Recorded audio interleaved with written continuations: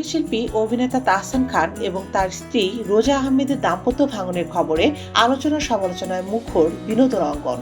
গত বছরের শুরুতেই এই দম্পতির বিয়ের খবর প্রকাশ পায় এবং ভক্তরা আনন্দে ভেসে যান। তবে বিয়ের মাত্র কয়েক মাসের মধ্যেই এই যাত্রার ইতি ঘটল।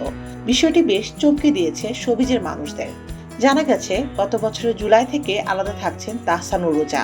গত বছরের শেষ দিকে তাহসান নিজেই ডিভোর্সের জন্য আবেদন করেছেন, যা চলতি বছরের ফেব্রুয়ারিতে কার্যকর হবে। ধারণা করা হচ্ছে, দীর্ঘ সময় দেশের বাইরে অবস্থান এবং আলাদা জীবনযাপন ধীরে ধীরে তৈরি করে মানসিক দূরত্ব। পাশাপাশি পেশাগত ব্যস্ততাও বড় কারণ হয়ে দাঁড়িয়েছে। একদিকে তাহসানের গান, কনসার্ট ও পড়াশোনা, অন্যদিকে রোজার নিজস্ব ক্যারিয়ার।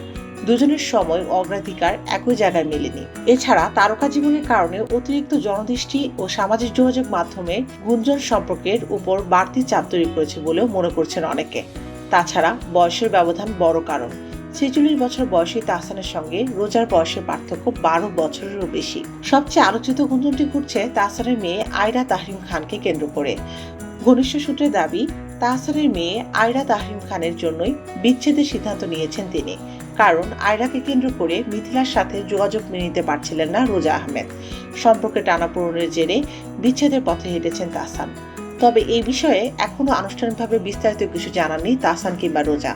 বিচ্ছেদের পিছনে চূড়ান্ত কারণ বা সত্য জানেন কেবল তাহসান ও রোজাই। তাই দুজনের এই সিদ্ধান্ত ও নতুন জীবনের জন্য রইল শুভকামনা।